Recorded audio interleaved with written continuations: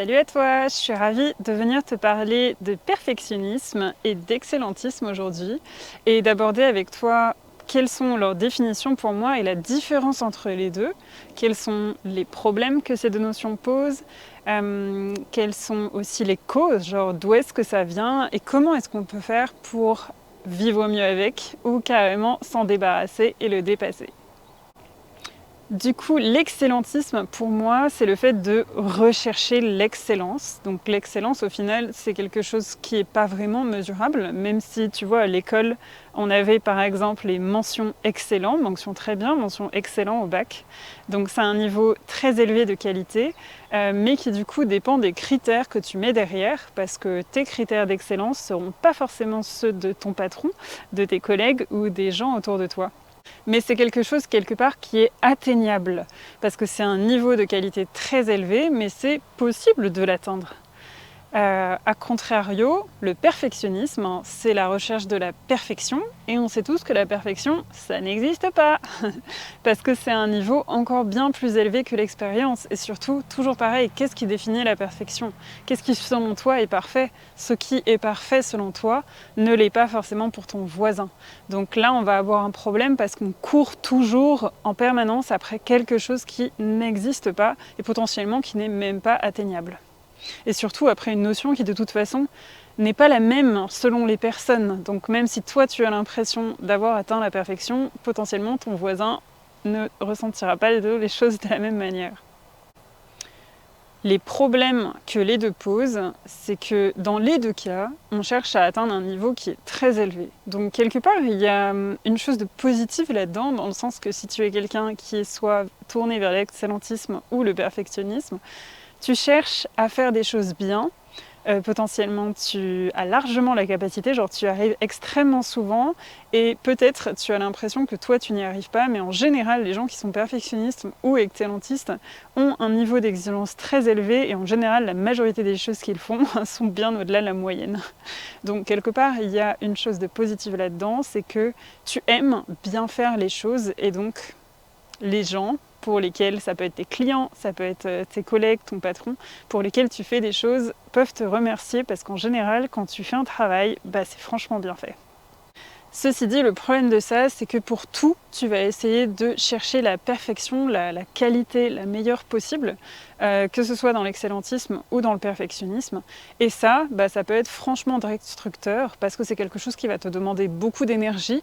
Tu vas toujours faire plus que ce qui t'est demandé, en fait, que le minimum syndical que tu pourrais faire. Et donc, potentiellement, clairement, les perfectionnistes, pour moi en tout cas, sont des futurs burn-outers. Salut, donc si tu te considères comme perfectionniste et que tu n'as pas encore fait un burn-out, je te dis que franchement, si tu continues sur cette voie, c'est ce qui va t'arriver. Je mâche pas mes mots, le perfectionnisme pour moi c'est complètement toxique. Honnêtement, je suis une ancienne perfectionniste et aujourd'hui je me tourne davantage vers l'excellentisme, même si je mets aussi beaucoup de pincettes à ce mot parce que dans tous les cas les deux nous poussent à faire beaucoup, à rechercher énormément et à beaucoup s'épuiser pour pas grand chose. Je sais pas si tu connais la notion de 80% du travail donne 20% des résultats. Ou alors, tu peux avoir l'inverse, et 20% de ton travail donne 80% des résultats. On estime que sur une échelle de 100%, du coup, 20% de ce que tu fais va te donner 80% des résultats. Et les 80% restants vont seulement te donner 20% des résultats. Donc si tu passes ton temps à t'attacher aux détails, en fait tu passes 80% de ton temps à faire quelque chose qui est très peu et qui du coup ne te rapporte pas beaucoup en termes d'efficacité. Au final, le but c'est d'être le plus efficace et d'être t'acharné surtout, de t'attarder plutôt surtout sur les 20% qui te donnent un maximum de résultats et de couper un peu toutes les choses qui ne servent à rien derrière. Pour moi, les perfectionnismes en termes général, ils vont faire les 100%, ils vont faire les 20%, mais ils vont passer énormément de temps sur des tout petits trucs qui ne sont pas franchement essentiels et ça leur fait perdre énormément de temps. Et surtout, ça leur consomme une énergie énorme qui les amène à toujours travailler plus que les autres pour fournir au final quelque chose de similaire, de meilleur, mais qui n'avait pas forcément besoin de l'être en fait. Pour moi, c'est en ça que c'est toxique, c'est que le perfectionnisme mène vraiment à l'épuisement et au burn-out. Le deuxième problème de ça, c'est que les deux mènent en général à la procrastination. Pourquoi? C'est-à-dire, quand je parle de procrastination, à repousser toujours les choses et à ne jamais faire ce que tu as prévu de faire, à toujours repousser à demain et à faire plus tard, et quand tu as envie de faire des choses, à mettre un laps de temps énorme avant de t'y mettre. Pourquoi? Parce que comme tu as envie que tout soit parfait, tout soit excellent, que tout ce que tu produis le soit, et ben tu mets énormément de temps avant d'arriver à un niveau qui est excellent et avant de le sortir. Donc ça, clairement par exemple si tu es à ton compte, c'est franchement pas terrible parce que du coup tu sors jamais rien, parce que toujours tu attends que le niveau soit excellent pour pouvoir le sortir. Alors qu'en fait, il vaut mieux commencer petit. Tu vois, moi, je suis sortie avec ma caméra dehors et là, je suis en train de te tourner une vidéo. Elle est loin d'être parfaite. Je pense que le son est pas trop mal, l'image est pas trop mal. Ceci dit, la luminosité pourrait être mieux. Je pourrais rajouter du matériel, je pourrais m'équiper et me former à comment tourner des meilleures vidéos. Sauf qu'en fait, si je fais ça, je fais jamais de vidéos. Ou alors, je vais faire mes vidéos encore dans 2 mois. Et moi, j'ai pas envie. J'ai envie de te parler d'un sujet que je trouve super important et j'ai envie de le partager maintenant. Donc, je fais avec les moyens du bord. Et je trouve qu'il vaut mieux fait que parfait. Mais c'est clair que je vais reconnaître que pour tourner cette vidéo, je ne suis pas non plus sortie avec mon portable en version selfie, donc tourné vers moi avec une qualité de vidéo tout à fait pourrie, avec un son absolument atroce parce que quand on entend le vent, tu vois, j'ai quand même mis un petit niveau de qualité que j'estimais minimal pour moi. Ça prouve que je suis encore un peu trop dans l'excellentisme, mais j'essaie de mettre de l'eau dans mon vin en faisant la part des choses et en coupant entre les deux. Ok, il y a certaines choses qui pour moi sont essentielles avant de tourner une vidéo, donc d'accord, je les ai fait, mais maintenant par contre je me lance et j'attends pas que ce soit parfait selon moi avant de commencer. Alors si tu es perfectionniste ou excellentiste, quelque part ça reflète de plusieurs choses.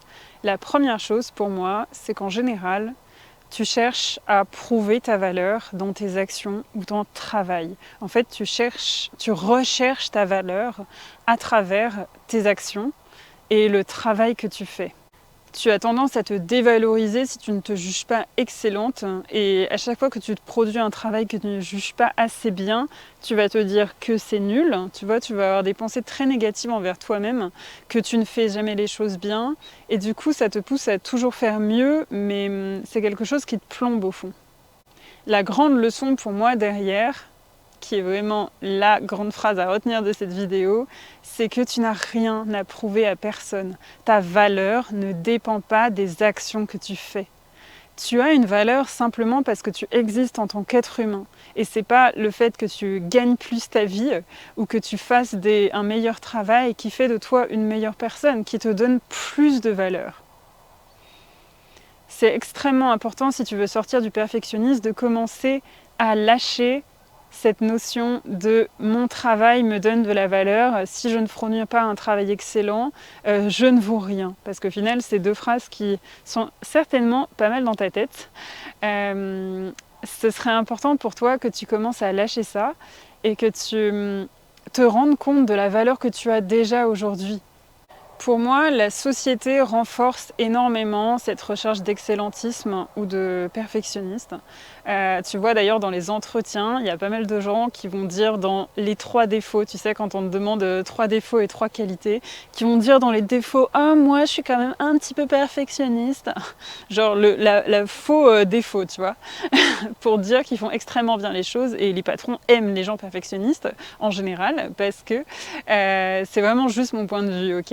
Et j'ai pas envie de faire des grosses généralités, mais en même temps, je vais quand même dire ce que je pense en termes généraux. Il y a vraiment pour moi un souci sur le fait de voir le perfectionnisme comme une bonne chose. Non, le perfectionnisme mène à l'épuisement et au burn-out. Il n'y a absolument rien de bien dedans.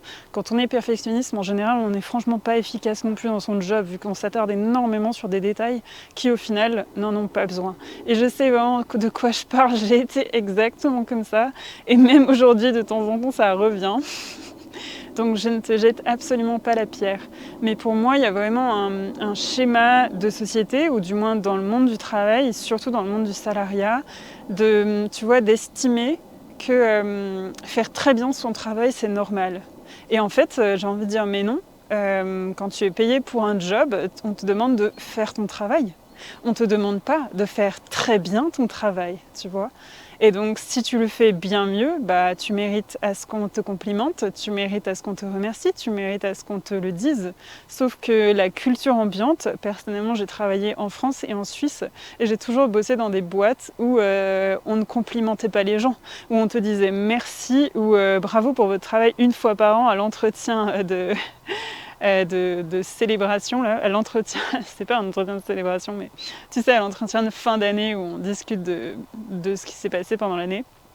Et je me souviens, à mon premier job, j'étais trop choquée parce que j'avais l'impression que ce que je faisais, c'était pas bien, parce qu'ils me disaient jamais que c'était bien.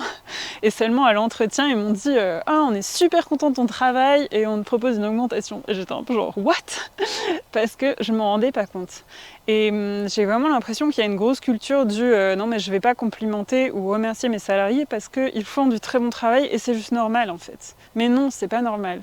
Je pense que les entreprises auraient énormément d'avantages et de bénéfices à remercier beaucoup plus et à complimenter beaucoup plus leurs travailleurs pour le travail fourni. J'ai entendu pas mal de la part de mes patrons souvent que non mais peut-être parce que c'est une culture qui est transmise d'entreprise en entreprise et que certainement dans les années antérieures c'était pas naturel de complimenter les gens, que ça l'est plus aujourd'hui, mais que ben voilà, ça dépend qui nous dirige et sa propre culture. Mais il y a aussi ce fait de penser, à tort, pour moi en tout cas, non mais je vais pas complimenter mes salariés parce qu'ils risquent de se prendre la grosse tête et de me demander une augmentation. Moi j'ai déjà entendu ça et je trouve ça juste, mais what? Je pense qu'en complimentant les gens, on favorise mais que du bénéfice en fait. Qu'en remerciant nos employés, nos collaborateurs, nos salariés pour le super travail qu'ils fournissent, on augmente leur confiance en eux, on les rassure, on leur fait plaisir, ça leur donne envie de se donner davantage pour la boîte. Ils vont peut-être moins regarder si des fois ils ont besoin de faire des heures supplémentaires, alors que si on leur dit jamais rien et qu'on leur demande seulement quand ils font mal les choses, ben ils n'ont pas franchement envie de nous redonner en retour quelque chose. Donc bref, je pense qu'il y a une culture d'entreprise qui favorise vachement le perfectionnisme et l'excellentisme en termes général et qui pour moi est extrêmement nocif et j'espère en tout cas que les choses changent. Ensuite, quand on est perfectionnisme ou excellentiste, en général, on est extrêmement touché par la critique parce que comme on recherche quelque part sa valeur, qu'on n'arrive pas potentiellement à vraiment se donner sa valeur soi-même et qu'on la recherche à l'extérieur par nos actions dans le travail, on va être extrêmement touché quand quelqu'un va critiquer notre travail parce qu'on va mettre une part de nous dans notre travail et cette part va être extrêmement énorme. C'est pour moi normal de mettre une part de nous dans le travail, mais c'est important de décorréler le fait que le travail que je produis n'est pas moi. Ce n'est pas mon identité, ce n'est pas ma personnalité, c'est quelque chose que j'ai produit et qui maintenant est dans la matière à l'extérieur. Et le souci, c'est que quand les gens critiquent notre travail, on le prend extrêmement personnellement, on va se sentir extrêmement touché parce que c'est comme si on critiquait nos identités et qui on était. On fait l'amalgame en fait entre les deux vu qu'on est en train on a l'impression qu'on critique notre valeur propre. Et c'est pour ça que c'est aussi extrêmement important d'arriver à décorréler sa valeur propre du travail que l'on fournit et de se rendre compte que c'est deux entités en fait, et même deux identités, oui, complètement différentes. En clair, notre travail, les actions que nous produisons, ce n'est pas nous. Ça, c'est vraiment important à comprendre. Ce que nous produisons, c'est quelque chose auquel on a participé, mais il n'y a pas notre identité dedans. Personnellement, je remarque que ce sont surtout les femmes qui sont perfectionnistes. En tout cas, c'est ce que moi j'ai remarqué dans mes précédents jobs. Je voyais que c'était tout le temps les femmes qui restaient plus tard le soir pour finir leur travail, pour aller plus loin, pour faire que les choses soient encore mieux, davantage que les hommes. Donc bien sûr, je ne suis pas sociologue, je n'ai pas fait des études là-dedans, ok. C'est juste mon point de vue et mon propre ressenti, mais je me rends bien compte que quasiment toutes les femmes que j'accompagne en coaching ont une grosse tendance à être perfectionnistes. Et pour moi, tout ça, ça vient d'un héritage un peu culturel où les femmes sont arrivées sur un monde du travail créé par les hommes, pour les hommes, vu qu'au départ il n'y avait que des hommes qui travaillaient, et les femmes ont dû se mettre dans le rang du fonctionnement des hommes. Et il y a encore beaucoup de femmes, certainement par le fait d'avoir été rabaissées, je crois que c'est le mot. Pendant des millénaires, les femmes ont un peu emmagasiné ce truc il faut qu'elles fassent plus pour être au niveau des hommes. Je pense que tu as déjà entendu la phrase, qui est pour moi une croyance, qui ne nous sert pas franchement, mais en tant que femme, tu vas devoir travailler plus qu'un homme pour arriver au même niveau. Pour moi, ça, c'est une croyance. En vrai, c'est pas la réalité. Mais il y a encore énormément de femmes qui ont cette croyance et qui, du coup, se poussent à travailler davantage en croyant devoir mériter, quelque part, la même chose que les hommes en faisant beaucoup plus.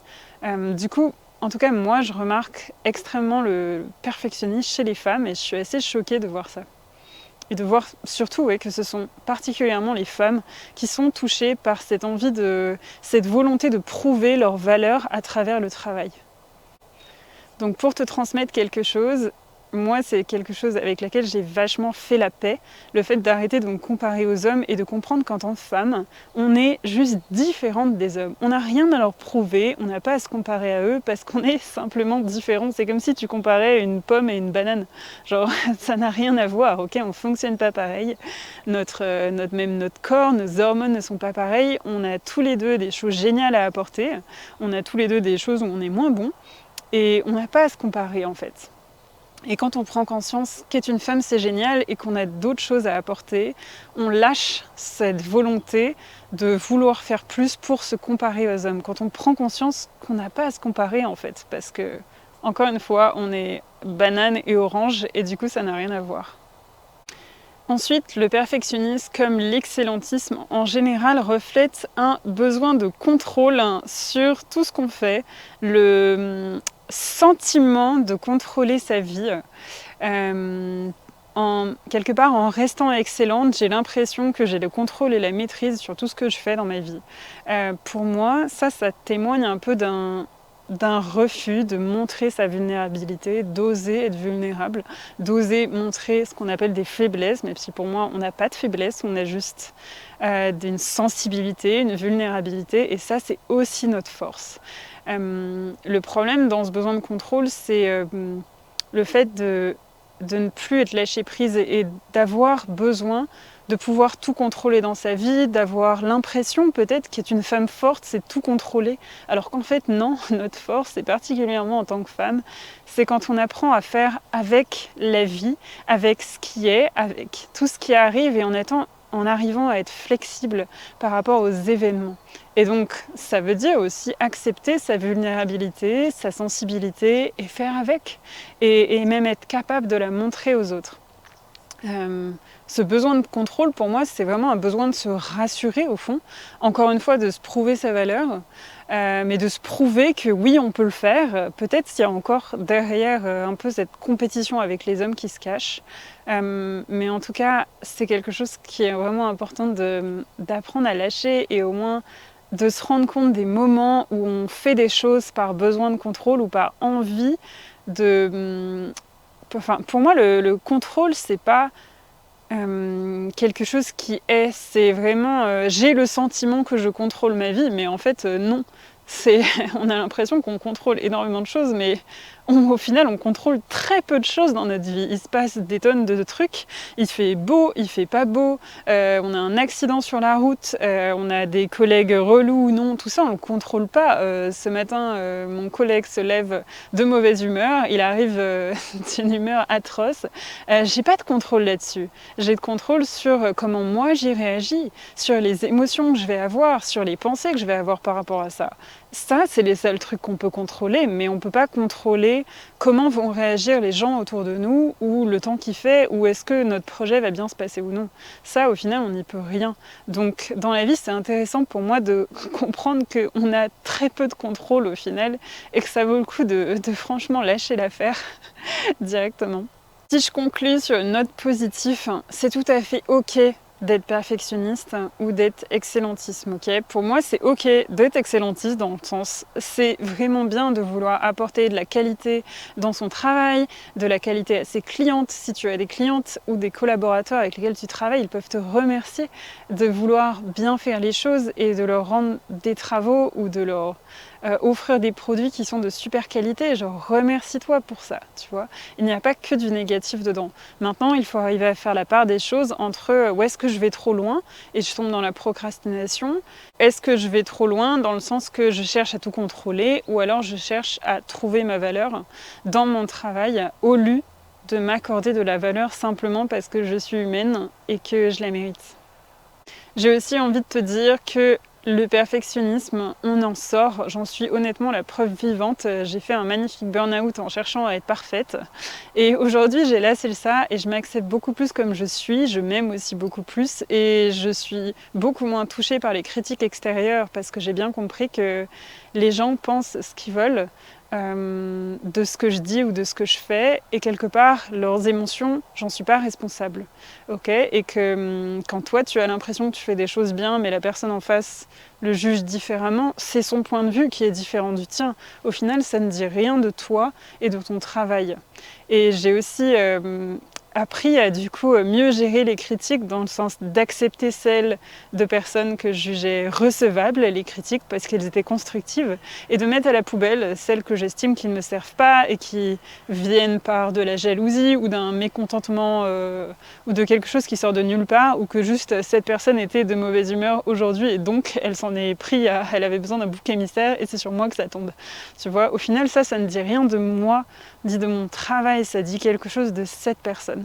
Et donc pour moi, c'est important de faire la part des choses. Voilà, j'espère que cette vidéo t'a plu et que tu as appris des choses sur l'excellentisme, sur le perfectionnisme et que ça te donne aussi des clés pour avancer. N'hésite pas à t'abonner à ma chaîne pour recevoir les notifications quand je publie de nouvelles vidéos parce que je vais en publier sur des sujets franchement variés mais toujours dans le but de te faire évoluer. Je te souhaite une magnifique fin de journée et je te dis à bientôt. Salut!